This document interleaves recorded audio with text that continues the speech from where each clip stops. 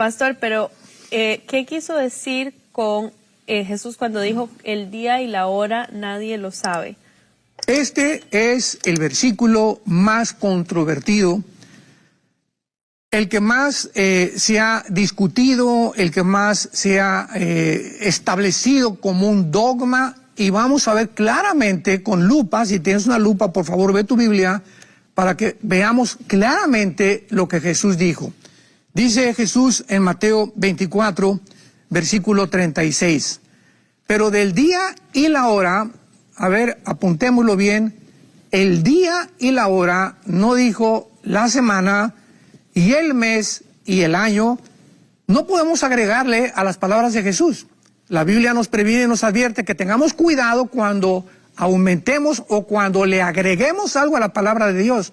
Algo que Jesús no dijo ya se ha agregado, como lo vamos a demostrar, diciendo que ni tampoco la época, ni el año, ni tampoco podemos saber en qué fiesta los judíos podemos calcular el arrebatamiento de la iglesia. Jesús no dijo eso. Veamos claramente las palabras de Jesús y cómo lo repite, y veamos otras porciones de la Biblia donde claramente se dice el día, la hora, la semana, el mes y el año.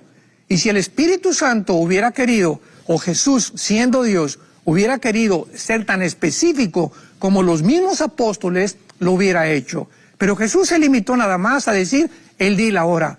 ¿Con qué razón o con qué corazón o con qué autoridad podemos nosotros agregarle a las palabras de Jesucristo meses o años sin ninguna autoridad? Mateo 24, versículo 42. Velad pues porque no sabéis a qué hora ha de venir vuestro Señor. Lo vuelvo a repetir 2 veces. ¿A qué hora? Versículo 44. Por tanto, ustedes también estén preparados, porque el Hijo del Hombre vendrá a la hora que no pensáis. No dijo al mes, no dijo al año. Otra vez, por tercera vez, lo vuelvo a repetir, a la hora. Versículo 50. Vendrá el Señor de aquel siervo el día que no espera y a la hora que no sabe. Otra vez, el día y la hora. Ahora, esto es muy importante porque dice Apocalipsis 22, versículo 18 y 19, que cualquiera que le agregue a la Biblia palabras que no están en la Biblia o le quite a la Biblia, vendrán las maldiciones escritas en el libro de Dios. Y por esto el Espíritu Santo no dice de ninguna manera en las palabras de Jesucristo, ni la semana, ni el mes, ni el año, no lo sabe. Y si fuera así, lo hubiera hecho. Veamos estos ejemplos en el libro del Apocalipsis. Capítulo 9, en la 6ª trompeta, veamos qué claro es la Biblia y de qué manera tan específica compara el Espíritu Santo cuando Él quiere realmente que nosotros sepamos que está hablando de día, hora, semana, mes y año. Versículo 15, Apocalipsis 9, versículo 15. Y fueron desatados los 4 ángeles que estaban preparados para la hora, el día, el mes y el año. Las 4 estaciones, ¿verdad? O los 4 periodos de tiempo, claramente el Espíritu Santo los denota, a fin de matar a la tercera parte de los hombres. Otro versículo, capítulo 11, Apocalipsis, versículo 2. Pero hablando de los testigos, el patio que está fuera del templo, déjalo aparte, y no lo midas, porque ha sido entregado a los gentiles, y ellos hollarán la ciudad 42 meses. Aquí el Espíritu Santo ya no dice ni día ni hora, anteriormente dice día, hora, mes y año, y aquí pone claramente una cifra de 42 meses que son 3 años y medio. Y finalmente en el capítulo 13, versículo 5, hablando del anticristo, se le dio boca que hablaba grandes cosas y autoridad para actuar 42 meses. El Espíritu Santo, cuando quiere determinar el tiempo, usa las palabras de la Biblia y no tenemos nosotros por qué agregarle, ni decirles que no dijo el año. Discúlpame, pero vuelve a leer otra vez tu Biblia. Claramente lo dijo Jesús, el día y la hora. Ahora bien, ¿por qué realmente podemos nosotros relacionar el arrebatamiento de la iglesia con la fiesta de las trompetas. ¿Por qué? Hace algunos años, y lo he vuelto a repetir en otros estudios, que cuando Pablo habla del arrebatamiento de la iglesia, 1 Corintios 15, 52, Pablo menciona que vendrá el arrebatamiento en la última trompeta. Ahora recordemos algo importante. El arrebatamiento fue una doctrina escondida en el Antiguo Testamento. Era un misterio, y Pablo lo dice. 1 Corintios 15, 50 al 53. He aquí los digo un misterio. ¿Cuál es este misterio, Pablo? Que habrá una generación que no vamos a morir, que no vamos a gustar lo que es la muerte. Seremos rápidamente, en un abrir y cerrar de ojos, sacados de nuestro cuerpo para reunirnos con Cristo en el cielo. Y Pablo dice y menciona que será en la última trompeta. Muy bien. Si nosotros nos atrevemos a decir que esta última trompeta pertenece a las trompetas del Apocalipsis, estamos completamente desarticulados escatológicamente, porque las trompetas del Apocalipsis son trompetas de juicio.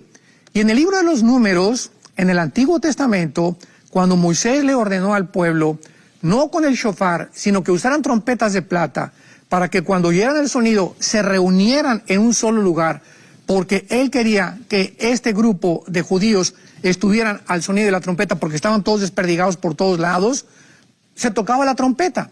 Entonces, la trompeta que Pablo está usando es una trompeta que se usaba en el Antiguo Testamento para convocar al pueblo y reunirlo en el mismo lugar. Ahora, muy bien, ¿por qué lo relacionamos y por qué seguimos relacionando el arrebatamiento de la iglesia con la fiesta de las trompetas? ¿Qué importancia es estudiar las 7 fiestas judías?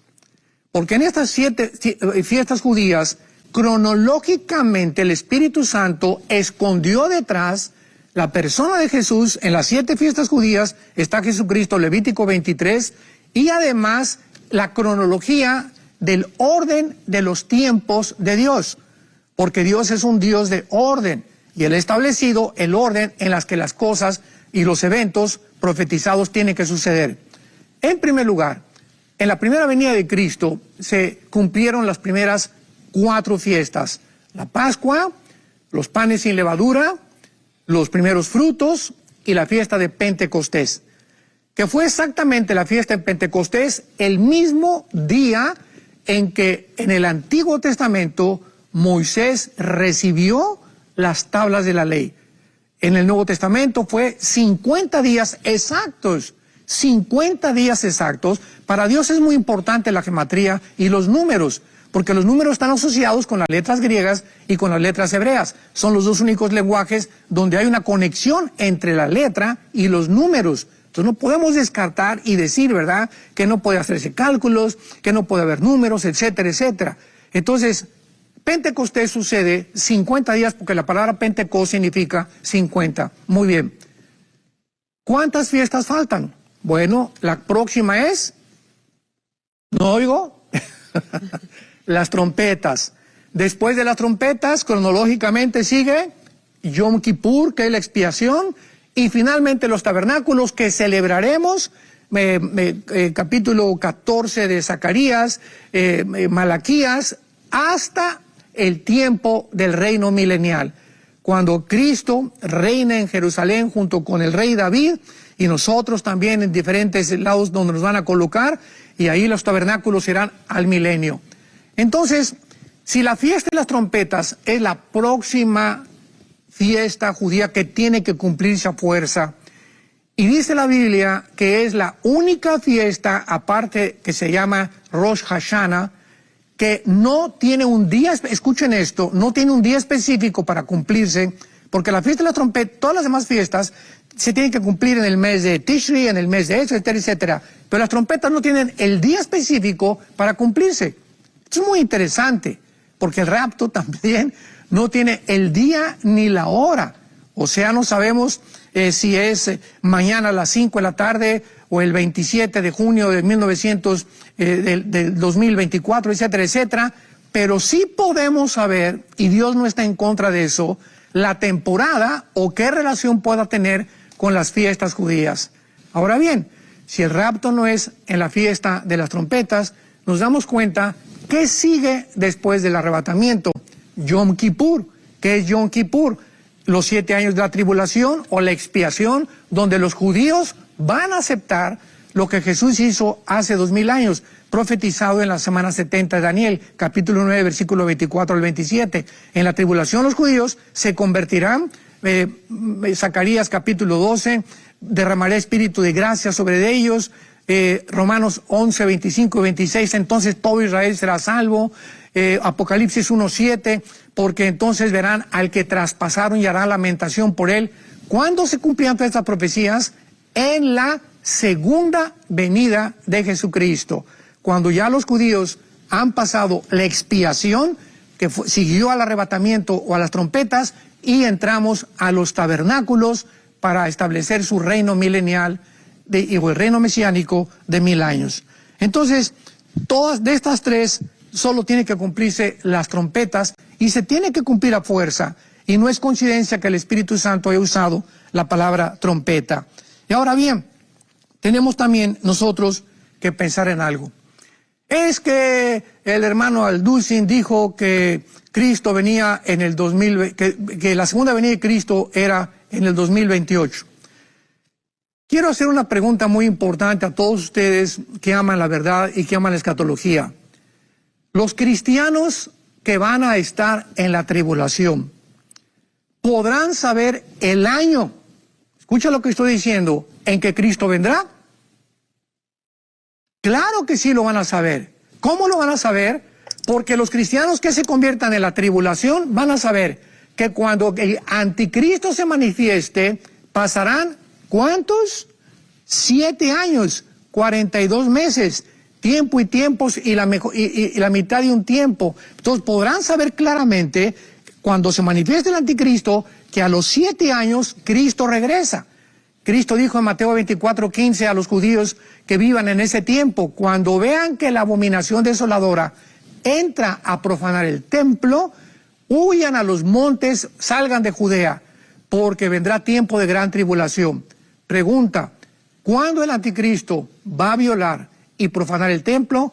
A los 3 años y medio. O sea, los que se encuentren ahí y vean al anticristo, es la exhortación de Cristo, y vean ustedes que la abominación desoladora entre y viola el templo, córranle, porque de ahí en adelante quedan 3 años y medio, que son los 3 años y medio finales de la semana 70 de Daniel.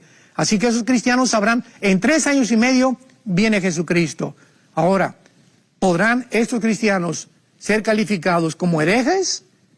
¿Hizo Dios alguna diferencia entre que ellos iban a saber el año y nosotros no tenemos la probabilidad de saberlo? Bueno, tenemos que pensar seriamente en esto, porque nos aventuramos a decir, es que Jesús dijo el día y la hora, el mes y el año. Jesús no dijo eso, vuelvo a repetirlo. Volvemos a leer la Biblia y volvemos a ver claramente la cronología de los tiempos de Dios. Y finalmente, Rebeca, hay una cosa muy importante que tenemos que aclarar también. La famosa parábola de la higuera. Porque pues muchas personas se preguntan cómo podemos sacar cálculos, cómo podemos saber que Cristo viene. No estamos diciendo otra vez, yo no he violado las Escrituras. El día que ustedes oigan el doctor Alducin o el pastor Alducin dijo que a las 5 de la tarde del 27 de junio del 2023 viene Cristo, en ese momento soy un falso profeta, porque Jesús lo especificó. El día y la hora nadie la sabe, ni los ángeles que están en el cielo. Pero veamos la parábola de la higuera en penúltimo lugar, en Mateo 24:32, donde Jesús, después de todas las señales que nos da, antes en el capítulo 24 de Mateo, nos da la clave, nos da un misterio que ya se revela por el Espíritu Santo muy claramente, diciéndonos estas palabras. De la higuera aprende la parábola. ¿Quién puede negar que la higuera es Israel? Nadie. Jesús, cuando maldijo la higuera en el camino de regreso a Jerusalén con sus apóstoles, no sabían que tenía un significado espiritual, que estaba maldiciendo a Israel. Y por todo el Antiguo Testamento, claramente la Biblia especifica y compara a la higuera con Israel. Entonces, ¿de qué está hablando Cristo? De Israel. De la higuera, aprendan la parábola. Israel será una señal más importante que les voy a dar. Cuando ya su rama está tierna y brotan las hojas, saben que el verano está cerca. Así ustedes, cuando vean, cuando sean testigos de estas cosas, ¿de qué cosas? De que la higuera, que Israel comienza a reverdecer, conozcan que está cerca, a las puertas. De cierto les digo que no pasará una generación hasta que todo acontezca. ¿Qué está diciendo Jesús?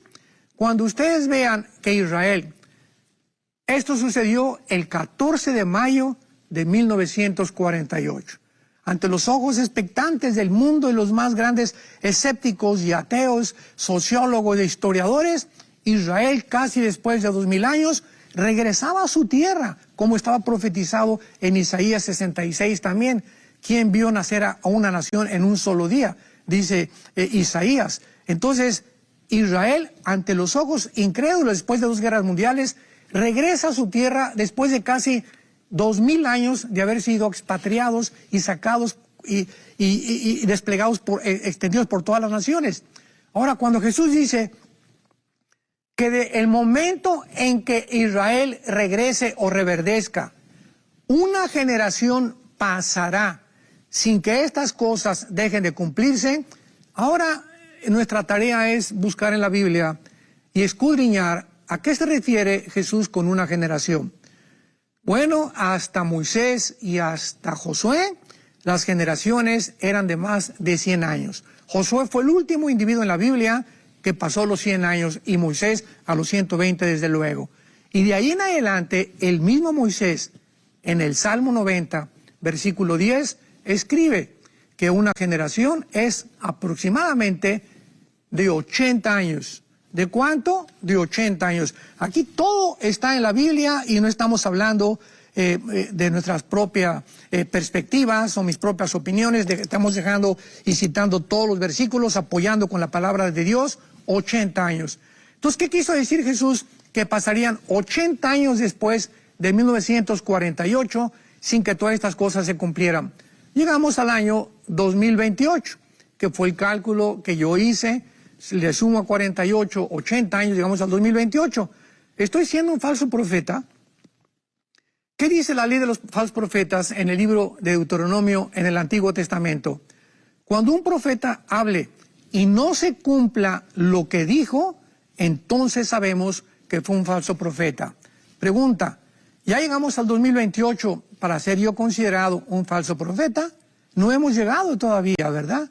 Y si una generación no es 80 años, y si el 48, 80 años, quitándole los años bisiestos y el calendario judío que es de 360 días con el calendario gregoriano que es de 365 en nosotros, es una aproximación más o menos, no sabemos el mayo del 28, etcétera, etcétera. Ahora muy bien, si yo estoy equivocado y por eso me están agrediendo y tachándome, lastimando a mi familia, a mis hijos, a nuestros nietos, cumplo este año 46 años de estudiar las profecías bíblicas, 46 años de estudiar, ha sido mi pasión la escatología. Y si yo estoy equivocado en haber dado el 2028, cuando llegue el 2028 me pueden crucificar. Y yo, sinceramente, si llega el 2028 y no ha pasado todo esto, yo les pediría perdón. ¿Por qué no? No hay ningún siervo de Dios que haya sido exacto en todo lo que dijo. Pero no hemos llegado al 2028 para que yo sea condenado. Y nos damos cuenta, estamos a punto de una guerra nuclear, estamos a punto de la desarticulación de Europa, que surja el nuevo imperio, el antiguo imperio romano en su segunda etapa, de acuerdo a Daniel capítulo 2. Estamos ante un nuevo orden económico internacional, estamos ante situaciones en las que ¿quién puede dudar que nos encontramos en los últimos tiempos? 2 años de pandemia nos confinan, por fin, por primera vez en la historia, nos damos cuenta que todo se apaga, ya no hay risas, todos enmascarados, viene la imposición después de las vacunas, etcétera, etcétera. Pero hemos pasado 2 años y entramos a este tercer año donde surge la guerra entre Irak y entre Rusia, donde he hablado bastante en mis videos y pueden ustedes verlos en YouTube y poder juzgar realmente que lo que estamos diciendo no es tan desaventurado ni tampoco para ser juzgados como falsos profetas. Voy a repetir, si en el 2028 yo pido perdón porque Jesús no vino y me equivoqué, bueno, los amilianistas, ¿verdad? O los hermanos en Cristo que no creen en las profecías bíblicas que de los últimos tiempos, que no creen en el rapto, que no creen en las semanas 70 de Daniel, que no creen en el milenio, los amilianistas, ¿verdad? Como mi hermano Michelet, que cita a este señor en uno de los últimos videos. El hermano Michelet es amigo mío, yo lo admiro, es un grande hombre de Dios, es un grande predicador. Pero en la línea escatológica, él no piensa como yo, ni lo voy a obligar a pensar como yo. Pero yo lo amo y lo respeto y jamás me atreveré a atacarlo porque él no cree en el milenio, ni tampoco cree en la tribulación. ¿Por qué? Porque es la línea escatológica de este tipo de cristianos que tienen otra línea diferente a los pretribulacionistas a los cuales yo pertenezco. Entonces tenemos que tener cuidado, ¿verdad? Porque no nos podemos agredir ni atacar simplemente porque tú no piensas como yo, etcétera, etcétera, porque ahí es cuando Jesucristo nos recuerda sus palabras: si yo hablo todas las lenguas del mundo y tengo todo el conocimiento del mundo y tengo toda la teología del mundo y no tengo amor, nada soy. Jesús no está viendo quién está mejor en su línea escatológica, si los pretribulacionistas o los amilianistas. Jesús está viendo que el amor todo lo sufre, todo lo espera, todo lo perdona, no busca lo suyo, no guarda rencor.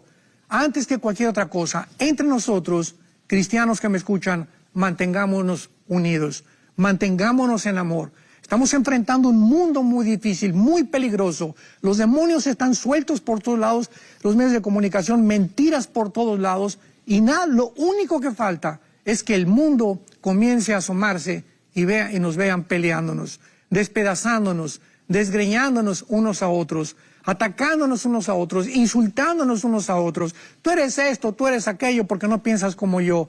Dios nos libre de dar ese espectáculo. Recordemos que cuando Abraham y Lot se separaron fue porque los pastores de Lot, Génesis capítulo 13, comenzaron a pelearse entre ellos. Y Abraham, para que los habitantes alrededor no pudieran verlos a ellos como familia pelearse, le dijo a Lot: mira, Lot, no nos peleemos enfrente de las personas que nos están rodeando, que no son cristianos.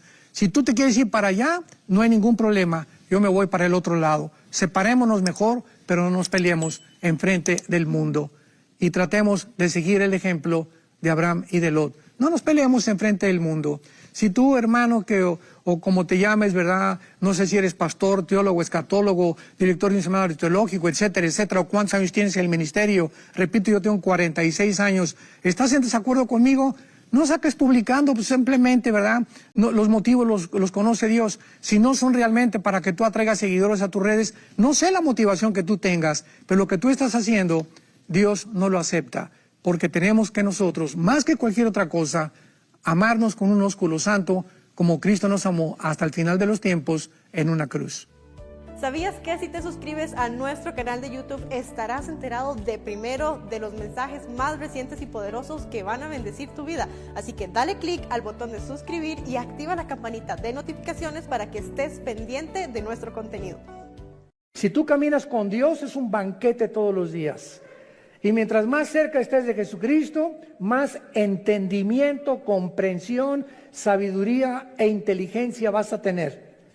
Y es impresionante que tú puedas leer la Biblia, por ejemplo, el Evangelio de Juan hace 2 años, y lo lees cada 3 o 4 meses, y cada vez que tú lees algo que ya habías leído, descubres algo que nunca te habías fijado que estaba ahí.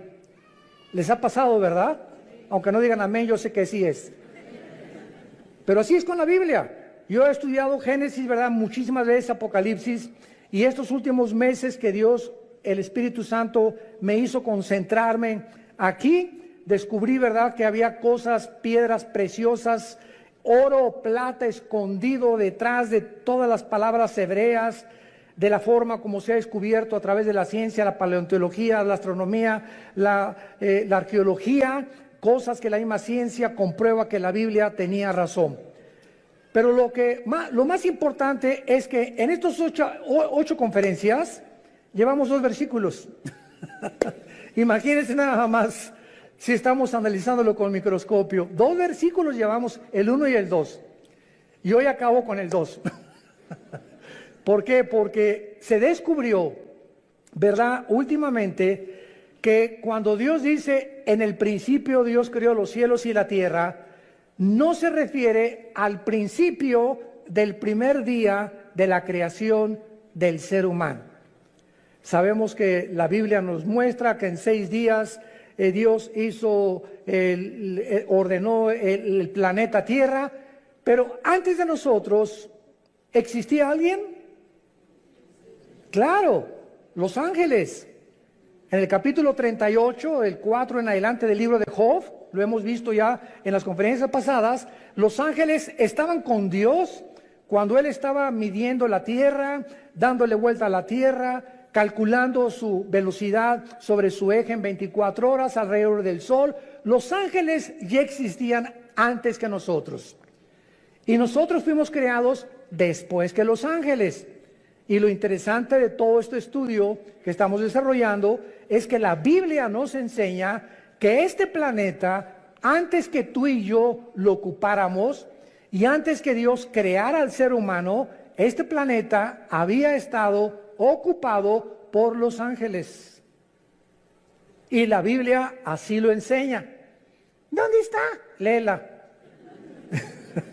Y vamos a ver a través de todo esto, ¿verdad? Hemos ya compartido mucho, pero lo más importante es lo siguiente. Hay muchas personas, vuelvo a repetir, que enseñan, no es que en el principio la Biblia dice que ahí comenzó la creación, sin embargo nos damos cuenta que no pudo ser así, principalmente por varias razones. La primera es la siguiente: si la Biblia dice realmente que en el principio se refiere al inicio de los 6 días de creación del ser humano, la pregunta es, ¿en qué día se crearon los ángeles?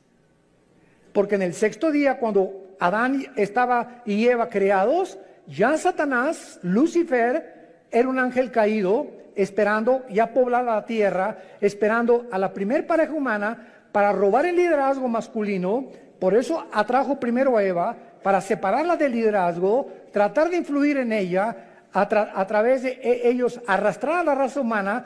Pero vemos que ya había ángeles antes que nosotros creados, y no pudieron haber sido creados en 24 horas y haber caído en el 2º o en el 3er día, porque la Biblia enseña lo contrario, que Satanás, antes de que nos crea a nosotros, desde aquí planeó. Isaías 14, del 12 al 14, y dijo, subiré, y si subes es porque estás abajo, ¿verdad? Entonces cuando Satanás dijo, subiré y seré como el Altísimo, es porque él estaba aquí en la tierra. Y en Ezequiel 28 dice que él fue creado en Edén, en el mismo lugar geográfico donde Dios puso a Adán y Eva. Existía un Edén, pero no como el de Adán y Eva. Existía un Edén de piedras preciosas, porque era, en lugar de plantas y ornamentación de árboles preciosos y de árboles frutales, como Dios puso con Adán y Eva, el Edén de los ángeles caídos era de piedras preciosas, y los dinosaurios habitaron en esa época antes que nosotros, que es el misterio de la arqueología y de la paleontología. Cuando existieron los dinosaurios, pues sabemos que 20 millones de años, 30 millones de años, y tienen toda la razón. Se acaba de descubrir uno en Argentina hace 2 semanas, los huesos de dinosaurios, de fósiles, y eso demuestra que si los dinosaurios, a través de la prueba del carbono 14, el potasio argón y la radioactividad, que son los métodos científicos para poder datar el origen, o por lo menos cuando las cosas comenzaron a ser, datan de 25, 30, 40 millones de años. Entonces, si los dinosaurios están datando que vivieron hace 15, 20 millones de años, ¿qué significa esto? Nosotros los seres humanos tenemos aquí en el planeta Tierra lo máximo 10,000 años, lo máximo. Se calcula que 6,000 años de historia por las genealogías, no más de eso. Pero nuestro planeta es más viejo de lo que nos imaginamos. Y de ahí los programas de Discovery Channel, los aliens, los extraterrestres. ¿Y quién hizo las pirámides de Egipto, las de Yucatán? ¿Quién les dio a los mayas el conocimiento que tenían para, sin calculadora, sin computadora, sin ningún instrumento, sin telescopios, haber datado la Tierra o el movimiento de la Tierra en 365 días, segundos, minutos y segundos. ¿Quién les enseñó a los mayas tan grande inteligencia y conocimiento? ¿Cómo es que todas las estructuras mayas en Yucatán, en Guatemala, Centroamérica, están orientadas a las constelaciones, a las Pléyades y al Orión, que menciona el libro de Job? El Orión son 7 estrellas calientes y las Pléyades son las constelaciones que se conocen, ¿verdad?, en el zodíaco, que Dios las hizo, pero no asociarlas con la conducta humana como la astrología. No confunda la astronomía con la astrología ni la gimnasia con la magnesia, por el amor de Dios. Bueno, entonces hay tantos misterios que la gente no sabe. El Triángulo de las Bermudas. ¿Qué pasa en ese triángulo entre Cuba y Florida y parte del Golfo de México donde desaparecen barcos? ¿Quién pudo haber construido las pirámides y las construcciones de Machu Picchu en Perú? En una altura impresionante, con rocas de más de 8-15 toneladas. ¿Quién va a subirlas? ¿En qué grúa las van a subir? ¿Cómo pudieron meter más de 25-30 mil piedras en las pirámides de Giza en Egipto de 8, 10, 15 toneladas, cuando ni siquiera a 10 kilómetros del Cairo hay piedras? Bueno, cosas así que quién las cortó que parecen mantequilla. ¿Qué sistema de impermeabilización usaron? Dicen que los egipcios, porque están en Egipto, que durante más de 8,000 años que se calcula que las pirámides se construyeron, 8,000 años, ni el aire, ni el granizo, ni el viento, ¿quién pudo haber mantenido esa impermeabilización, esa estructura, para que no fueran ni siquiera erosionadas un milímetro? ¿Qué sierra ocuparon hace miles de años eléctrica para que cortara esas piedras como mantequilla? En el siglo XXI no existen ni las de esmeril ni las de punta de diamante, de acuerdo a los ingenieros ¿cómo se llama?, en todo lo que es el área de la investigación científica, que corten una piedra como mantequilla de esa forma, ni los huecos que hicieron en las piedras, ni la forma como las cargaron. Todos esos misterios nos hablan que ese conocimiento se los dieron los ángeles. Y estaban aquí antes que nosotros, y estos ángeles siguen bajando al planeta Tierra, y siguen comunicándose con ciertas personas, y siguen haciéndonos creer que son marcianos, que son jupiterianos, que son extraterrestres. Y las mismas agencias de investigación, como la Organización de las Naciones Unidas, nombró hace 2 o 3 años a un departamento especial en la ONU, y es una señora la encargada hindú para investigar el fenómeno OVNI. Entonces, algo nos dice que hay algo más allá del espacio, pero la gente no sabe que la Biblia nos habla y nos dice que así es. Sí existen extraterrestres, pero no son jupiterianos, ni venusinos, ni marcianos, son ángeles caídos, con contacto con los hombres, dando inteligencia, dando sabiduría a muchas personas, con la única condición que le vendas tu alma al diablo. Y así hay artistas que son bailarines impresionantes, cantantes que son impresionantes, grupos de rock pesado que son impresionantes y que se hacen millonarios, y nadie sabe que detrás de ellos hicieron pacto con Satanás. Y Satanás te hace millonario, y Satanás te hace famoso, y Satanás te hace que llegues a la presidencia de la República, y Satanás te da lo que tú le pidas, pero viene y te cobra la factura. De ahí las palabras de Jesús: ¿de qué le sirve al hombre ganar el mundo si pierde su alma?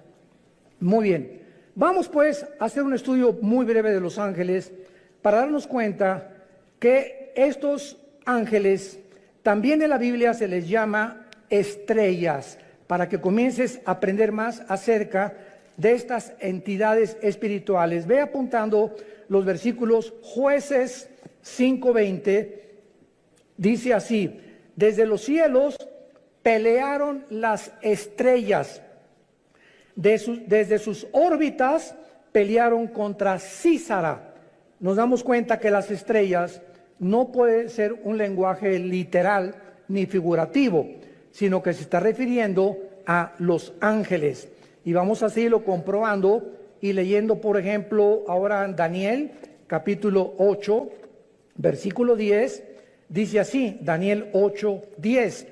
Y se engrandeció, está hablando del anticristo, hasta el ejército del cielo, y parte del ejército y de las estrellas echó por tierra.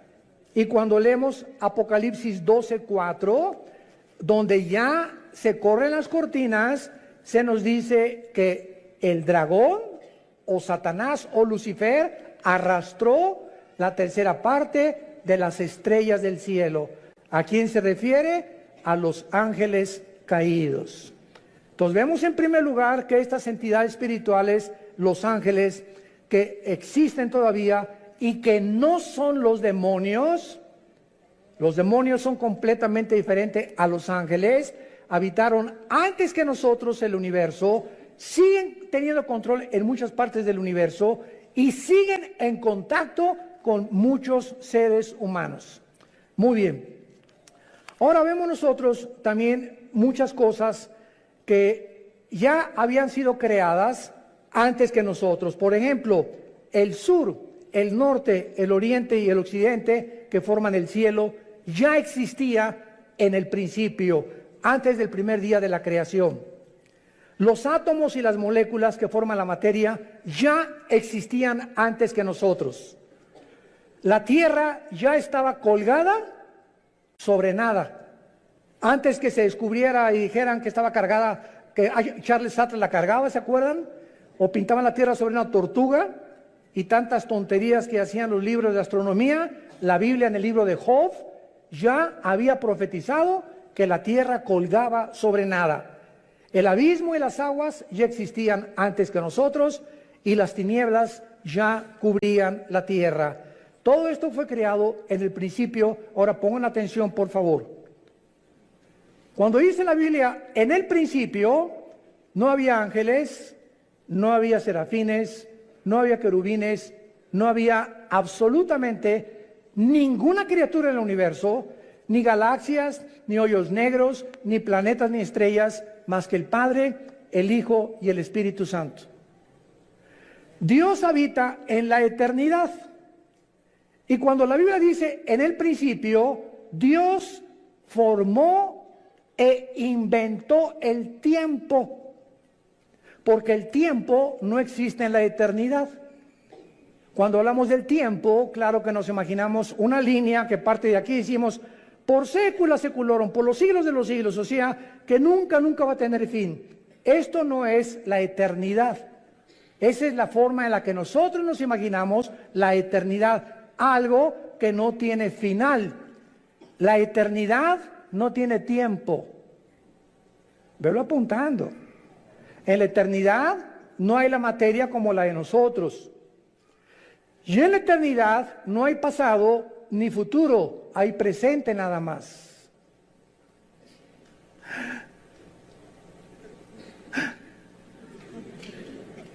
Y cuando Dios se revela a nosotros a través de Moisés, Éxodo capítulo 3, le pregunta a Moisés, ¿cómo te llamas?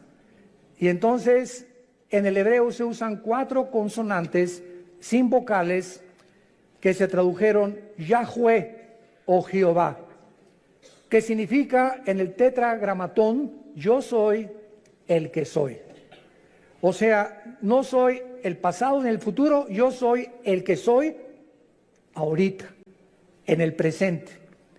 Entonces, esto no lo podemos nosotros imaginar hasta que venimos a la Biblia. Les dije que les iba a salir humo por las orejas. Miren ustedes, ¿cuándo fue escrito el Apocalipsis? Hace 2000 años por el apóstol Juan, ¿ok? Juan está hace 2000 años en la isla de Patmos, 93, 94 años de edad, se calcula que murió como a los 96, 97 el apóstol Juan. Ahí se le aparece Dios y Juan viaja en el tiempo 2000 años. Viaja hacia el futuro y ve algo que no ha sucedido y que está escrito en el Apocalipsis.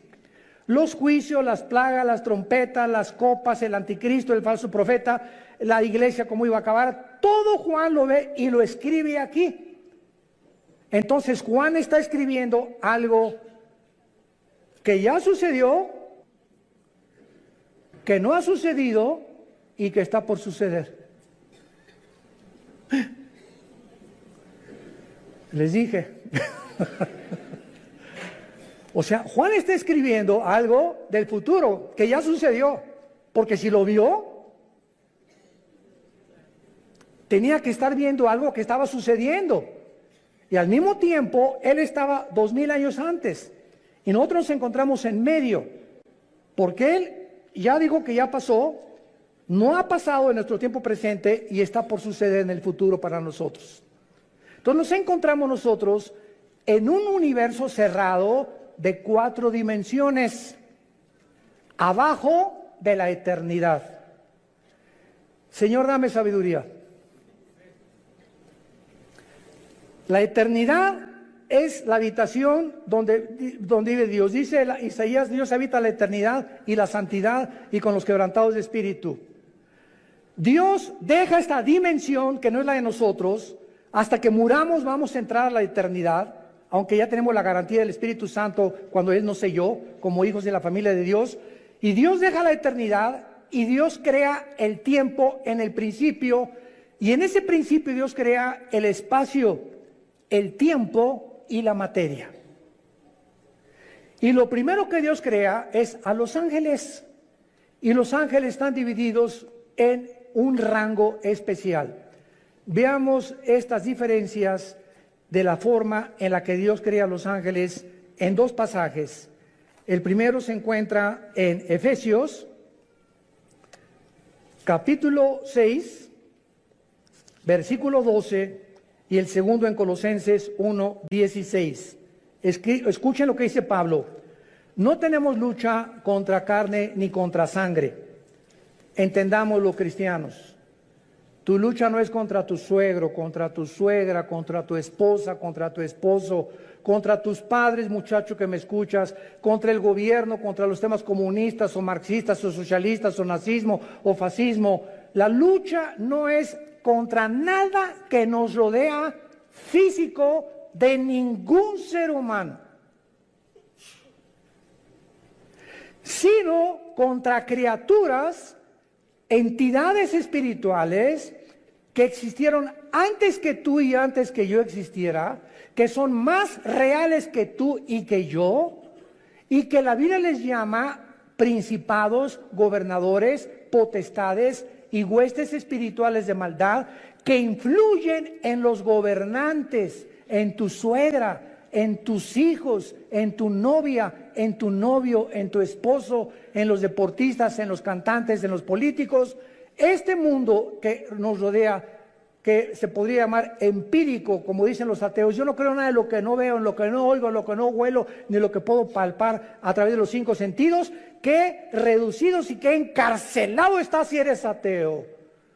Porque hay otra dimensión que nos rodea que es mucho más real, que la Biblia nos saca a la luz y que nos muestra que si no estás tú consciente de este mundo que nos rodea, te van a volver loco tarde o temprano. Porque el campo de batalla del ser humano aquí se encuentra en la mente. Aquí está la guerra entre el bien y entre el mal. Y nosotros decidimos de qué partido nos vamos a poner. Del América o de las Chivas. Del Barcelona o del Real Madrid. Será melón, será sandía. Es la decisión de nosotros como agentes morales responsables. Dice Efesios 6:12, no tenemos lucha contra sangre y carne, ya vivamos en el Espíritu. Dejemos, y en lugar de pelear contra tus padres, contra tus hijos, contra el gobierno, oremos. Es a través de la oración que podemos ganar todo. Es a través de la oración que cambia a tu esposo, que cambia a tu esposa, que cambia a tus hijos, que cambia a tus papás, que podemos cambiar el gobierno, que podemos cambiar muchas cosas. Es nuestra arma espiritual, la oración. porque nuestra lucha es contra principados, contra potestades, contra los gobernadores de las tinieblas de este siglo, contra huestes, o sea, ejércitos, millones. Estos son los demonios espirituales de maldad en las regiones celestes. Dice en Colosenses capítulo 1, versículo 16, porque en Él fueron creadas todas las cosas, o sea, en Jesucristo, las que hay en los cielos y las que hay en la tierra, visibles e invisibles. Escuchen, sean tronos, potestades, todo fue creado por medio de Él y para Él. Tronos nos habla de que estas criaturas espirituales invisibles, que la Biblia le llama ángeles caídos, se sientan para gobernar. Un trono es donde alguien se sienta para gobernar, y cualquiera que sea rey o gobernante tiene que tener súbditos, ¿verdad? Eso es lógico.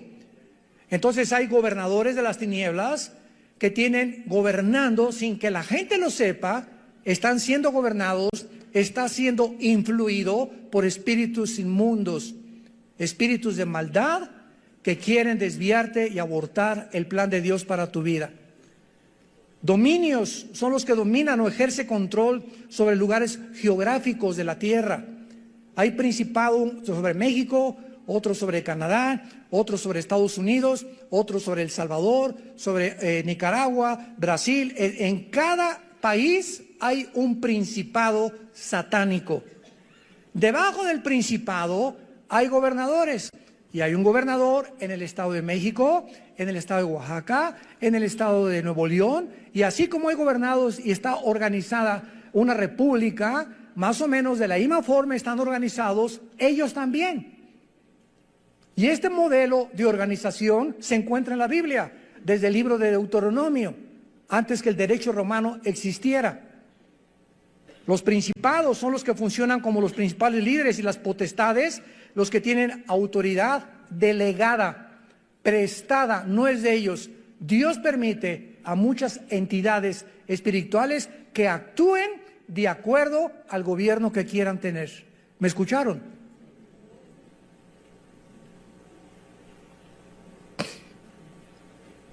Primera Samuel capítulo 8. Samuel se acerca a Dios. Señor, el pueblo no quiere que tú gobiernes. Ya no quieren la teocracia, el gobierno directo de Dios, que es el único gobierno perfecto. Y entonces Dios le dice a Samuel, deja al pueblo que ellos voten y que ellos escojan lo que ellos quieran tener.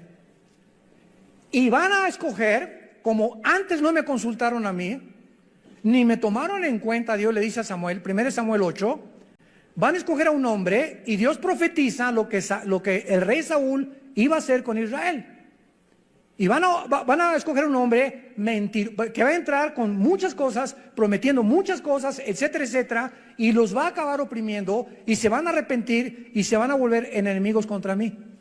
Y fue exactamente lo que le pasó al rey Saúl. Acabó consultando brujas. ¿Se acuerdan a la bruja de Endor?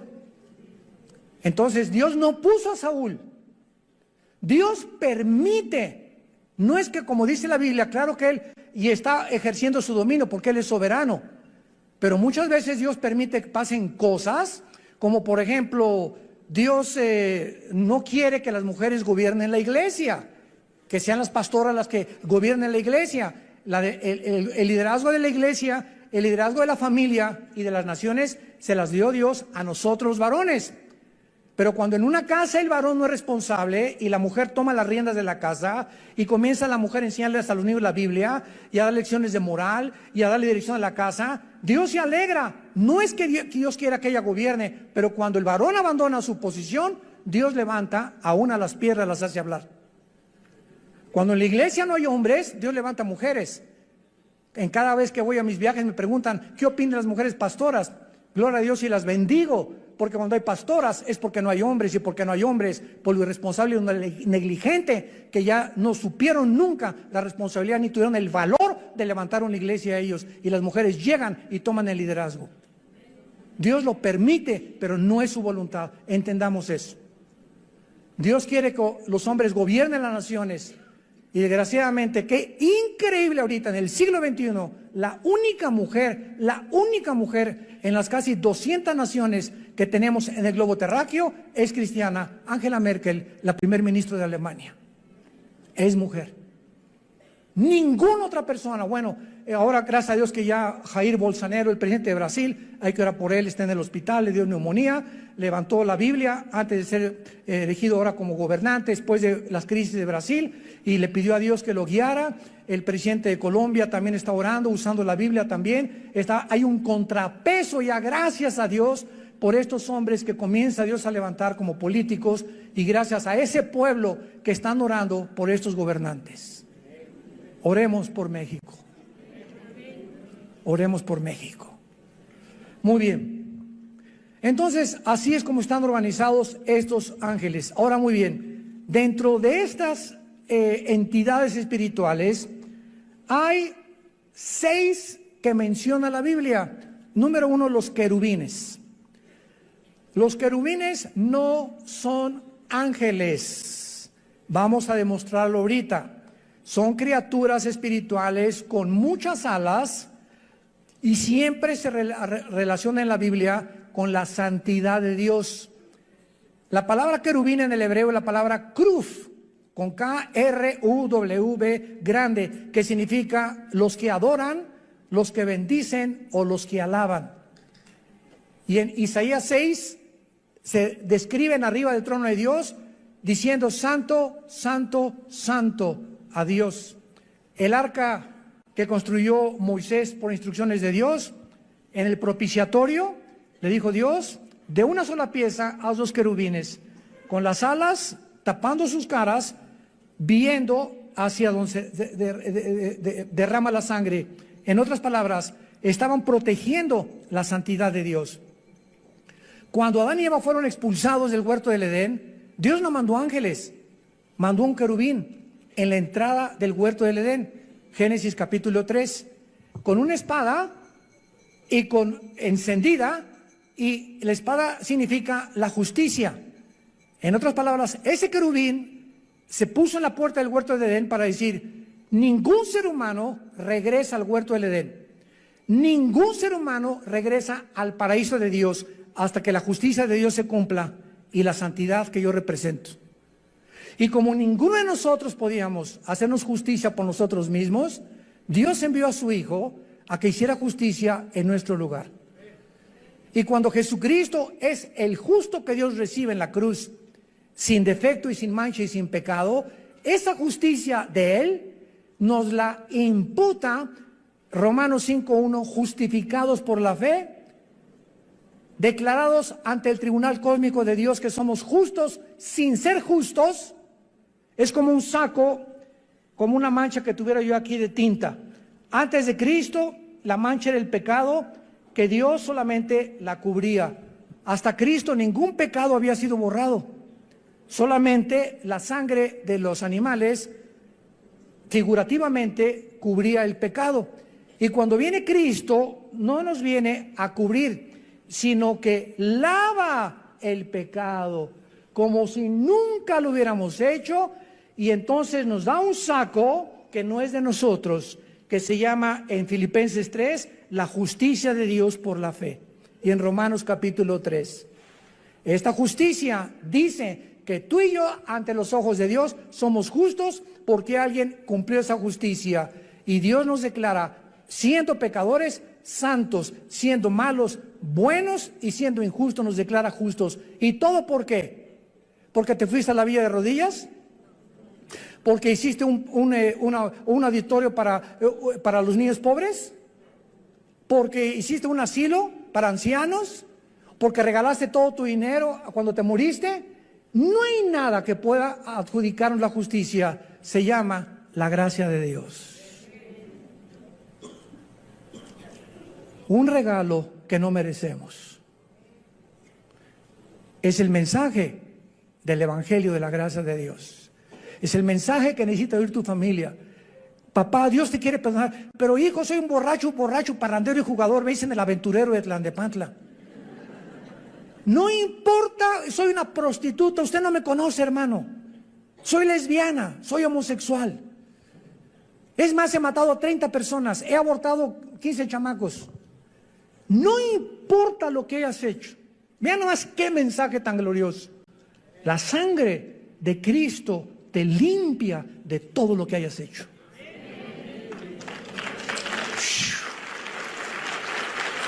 ¡Wow!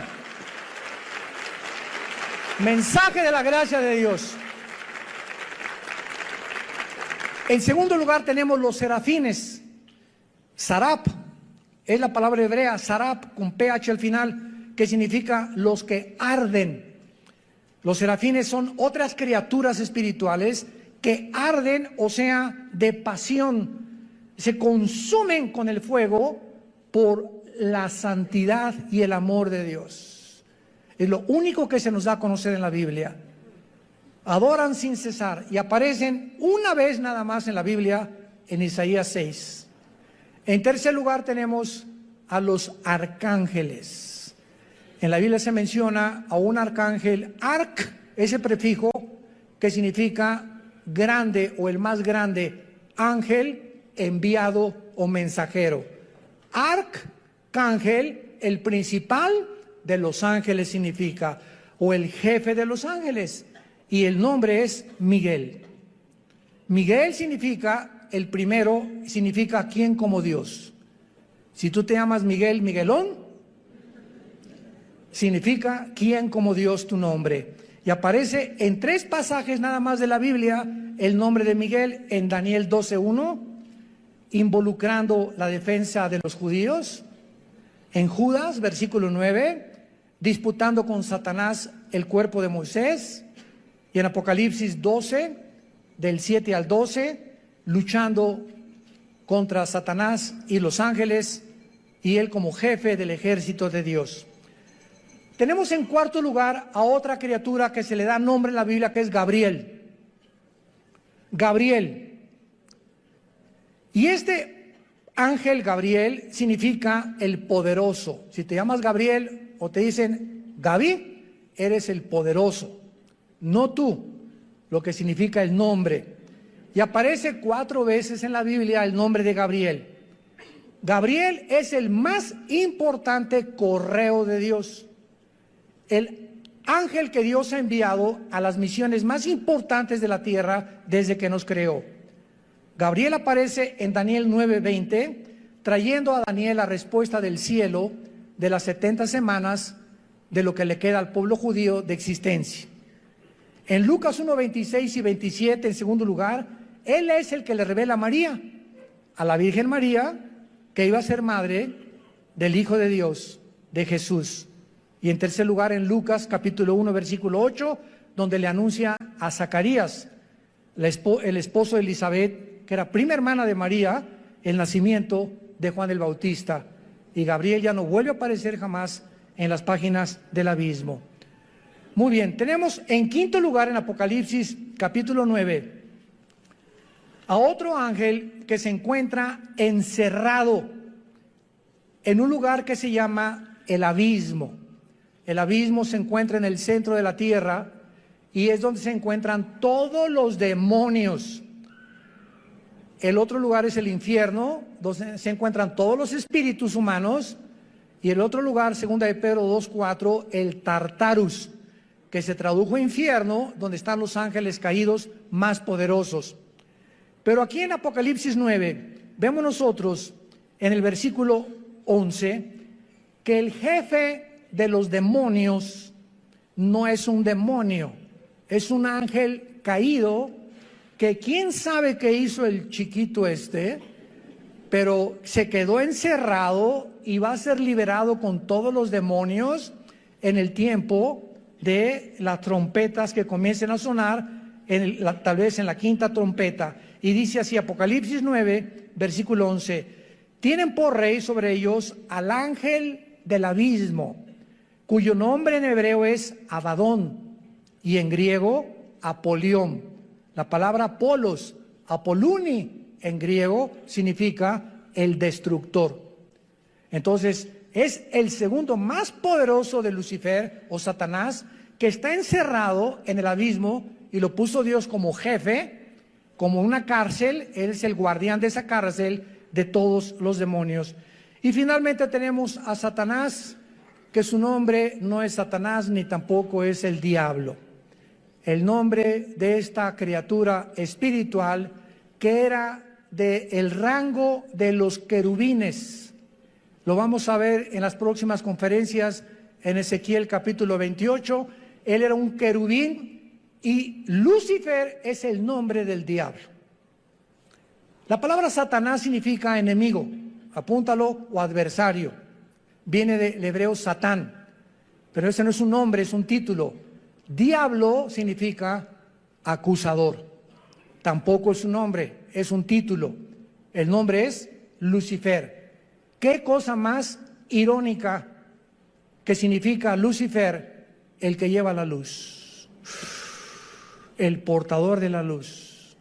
Y se le asociaba con Venus, con el planeta Venus. Y a los ángeles se les asocia con las estrellas. Y todo esto lo vamos a ver por qué.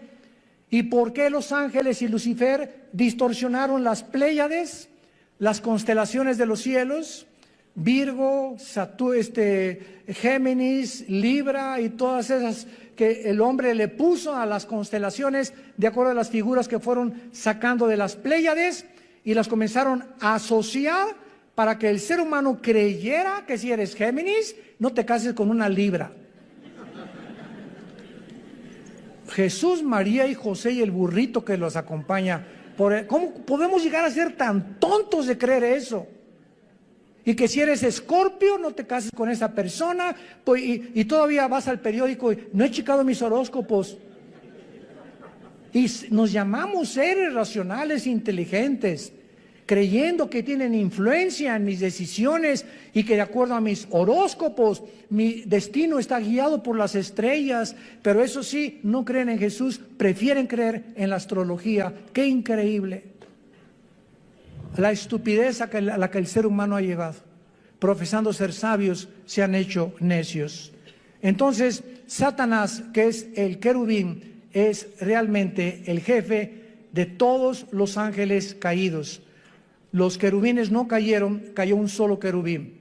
Los serafines no cayeron, siguen todos los serafines tal como los creó Dios. Los que cayeron fueron los ángeles, y los ángeles son simplemente mensajeros. Criaturas que vienen de la otra dimensión a la tierra, como Gabriel, como Miguel, a traernos mensajes. A Cristo lo fortalecieron en Getsemaní, ¿se acuerdan? Cuando resucitó, lo acompañaron en la resurrección a Jesucristo. Un ángel se le apareció a José y le dijo: huye con María a Egipto porque viene ahorita una persecución. Y ellos, dice en el libro de Hebreos capítulo 1, que los ángeles son espíritus ministradores a los herederos de la salvación. Tú tienes, no te imaginas cuántos ángeles desde que te levantas hasta que te acuestas. Yo tengo cantidad de ángeles, todos los cristianos, porque dice los salmos, el Salmo 37, el ángel de Jehová acampa, o sea, ahí tiene su choza junto a nosotros, su tienda de campaña, duerme, voy, me acompaña, me subo al camión, va conmigo, etcétera, etcétera, tal vez 5, 10, no sabemos cuántos, acampa alrededor de los que le temen. El momento en que tú te subes a un carro y dice la carretera, la autopista del Sol a Acapulco, 100 kilómetros y le metes 140, el ángel se baja del coche.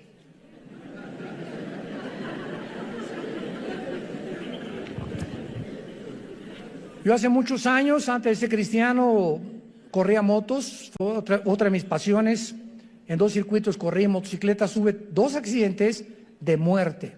Bueno, tuve 4 en total, ser cristianos, de muerte, así de muerte, que sobreviví por el plan de Dios.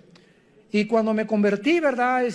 Me dijo un hermano: mira, si quieres, dije, ya no quiero motos deportivas, una Harley Davidson. Me dice, hace muchos años, me dice este hermano, que era un pastor, un consejero: si tú quieres usarla. Le dije, ¿puede un cristiano como una moto? Claro que sí. Una bicicleta, claro. Un patín del diablo, también aunque se llame diablo, se puede usar el patín también, porque no son del diablo, ¿verdad? Puedo esquiar, claro que puedo esquiar, me puedo aventar de la quebrada, aviéntate si quieres. Puedo ir a Bella, allá, a Denver a esquiar. Mira, puedes hacer lo que tú quieras, siempre que respete las leyes y lo que el gobierno ha impuesto.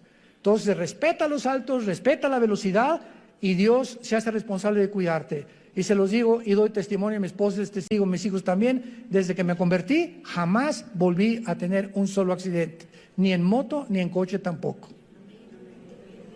Porque tenemos que tener el temor de Dios. Y entonces Dios nos cuida y sus ángeles nos van a abrir el camino y van a evitar muchos accidentes en nuestra vida, que de otra manera tenemos por querer violar las leyes de Dios.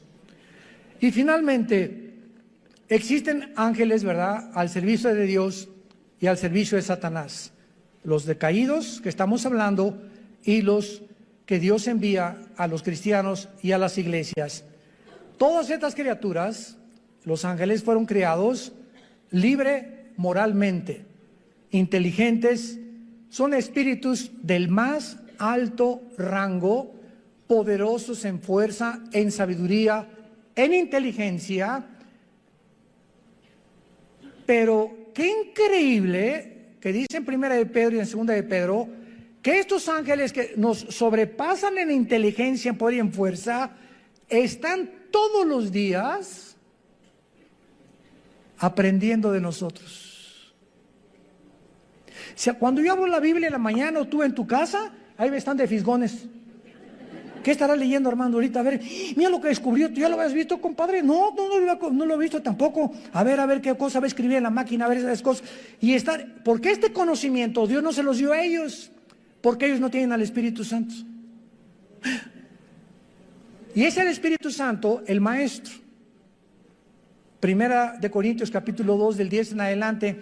¿Quién de los hombres conoce las cosas del Espíritu más que el Espíritu de Dios, que conoce las cosas profundas de Dios? Entonces, si alguien quiere conocer a Dios, necesita no inteligencia, no entendimiento, no sabiduría, necesita al Espíritu Santo. Y Él es, si lo tienes, es la unción, y ya no necesitas otra unción, el que nos guía a toda la verdad. Y los ángeles están aprendiendo la gracia y la misericordia, porque para ellos, escúchame bien, no hubo perdón. Segunda de Pedro capítulo 2, no perdonó Dios a los ángeles. ¿Por qué? ¿Injusticia de Dios? No. Simplemente porque estas criaturas se les dio más que a nosotros. Estaban y vivían enfrente de Dios. Tú y yo vivimos por fe. Creemos en aquel que no hemos visto, le adoramos y le bendecimos sin jamás haberle visto, más que oímos su palabra como las ovejas. Cuando el pastor agarra el cayado y golpea las piedras, ¿sabían que las ovejas son semiciegas? Una oveja ve de aquí a 3 metros, pero si aquí está la oveja y aquí está el pastor, la oveja no lo ve. Y son tan brutas y tan indefensas y tan inútiles, por eso nos compararon con ellas. Dios no se equivocó en compararnos con ellas. Que no ven al pastor, pero el pastor no hay un pastor que no traiga un cayado. Y cuando el pastor comienza a golpear, no lo ven, pero siguen sin verlo. Y dice la Biblia en Juan 10, nosotros tampoco lo vemos, pero lo seguimos cuando lo oímos. Aquí en su palabra. Sean hombres de la palabra y hombres del Señor.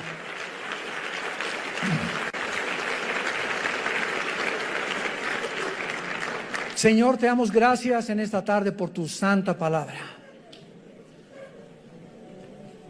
Por regalarnos el regalo de darnos a conocer el misterio de tu voluntad. Por estarnos conformando conforme a la imagen de tu Hijo Jesucristo.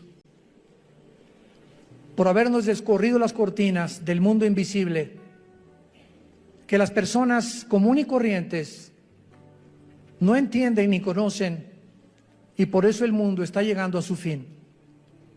No te conocieron, y tu pueblo perece cuando no hay conocimiento. Y como en los días de Noé, se casaban, comían, bebían, y no entendieron hasta que vino el diluvio y se los llevó a todos. No hay nada de malo en casarse, no hay nada de malo en comer, no hay nada de malo en beber. Eso no es pecado.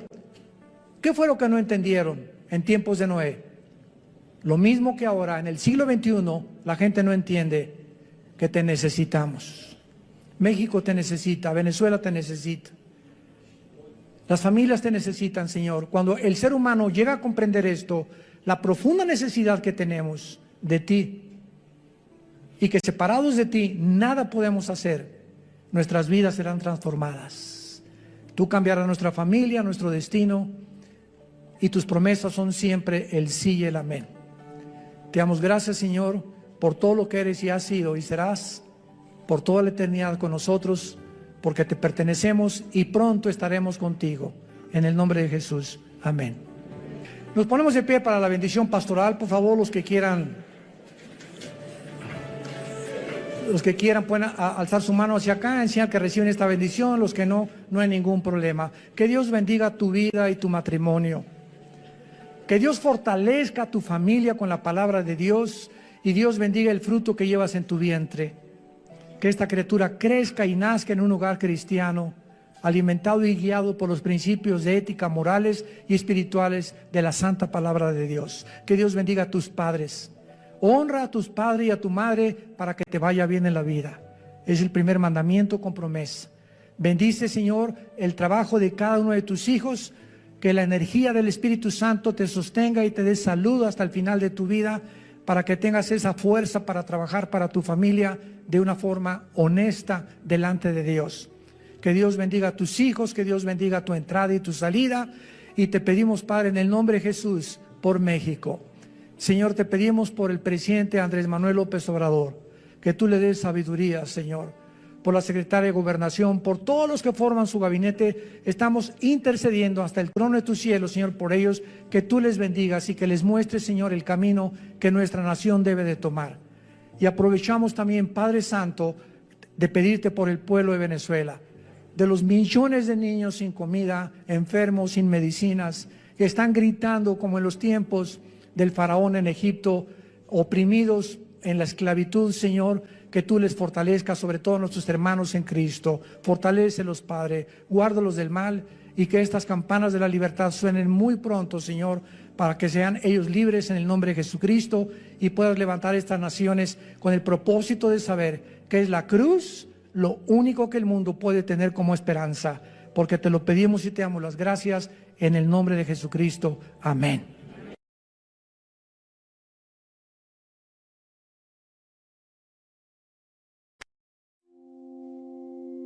I don't need 1,000 loves, I just need one that lasts. I don't need a perfect story, just a hand that won't let go. Through the quiet, through the storms, through the highs and through the lows. I don't care how fast we're going, we can take it day by day. As long as when I turn around, you're still here to stay.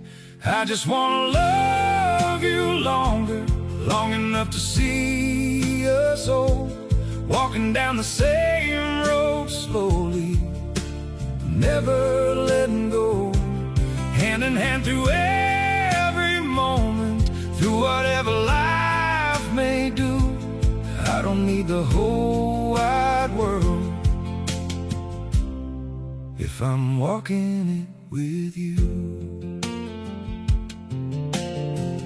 We don't have to chase forever, we don't need to run so far.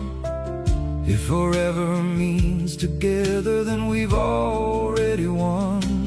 I just wanna love you longer, long enough to see us so, walking down the same road slowly, never letting go, hand in hand through every moment, through whatever life may do.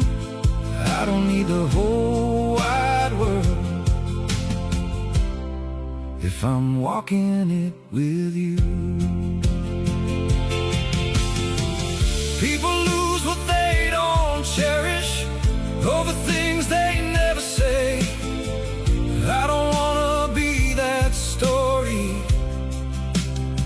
just wanna stay. I just wanna love you always, till the road just fades from view. Every step, every heartbeat leads me back to you. If the world keeps turning slowly, let it turn the way it do. All I want for all my life is to walk it next to you.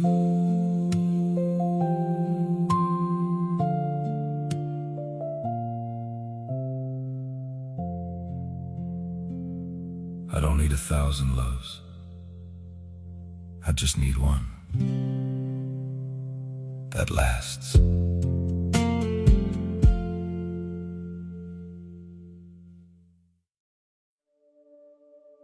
Don't hold too tight to every promise, because not everyone stays true.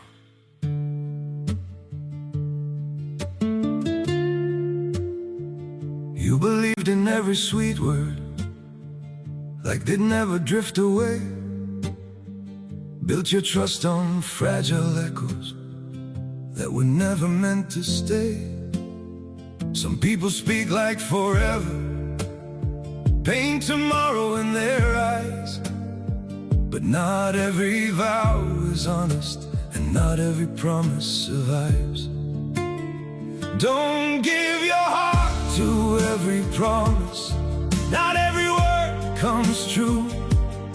Some will say they'll stay forever, then disappear from you. Don't build your world on empty sentences or dreams they never knew, 'cause not everyone who swears they love you will prove it too. Time will show what words are worth now. Actions speak where voices end, and the ones who truly mean it won't just leave when seasons bend. Don't give your heart to every promise, not every word comes true. Some will say they'll stay forever, then disappear from you.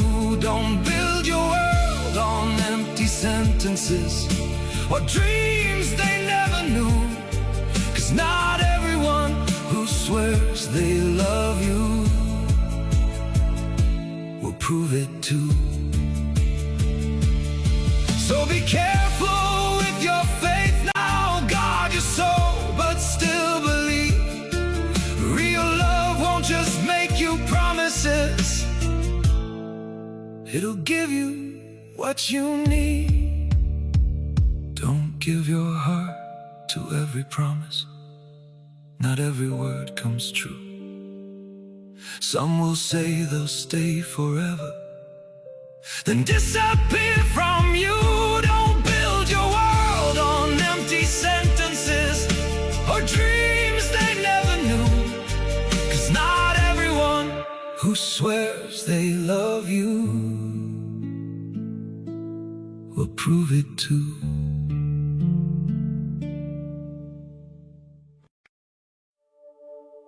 I'm just me, and you're just you. But somehow, that's everything we need.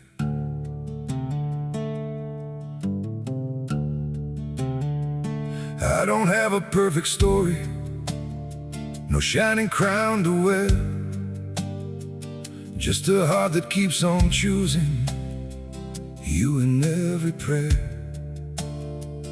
You're not made of fairy tales, you're not some distant dream, just the one who feels like home in ways I can't explain. I'm just me and you're just you, nothing more, but it feels true. No disguise, no in-between, just the way it's meant to be. We don't need to be someone, we don't have to chase the sun. In this world so wild and free, you belong with me.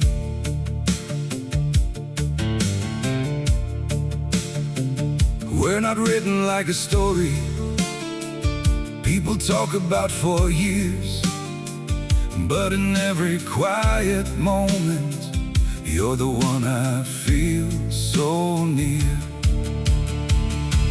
I'm just me and you're just you, nothing more, but it feels true. No disguise, no in-between, just the way it's meant to be. We don't need to be someone, we don't have to chase the sun. In this world so wild and free, you belong with me.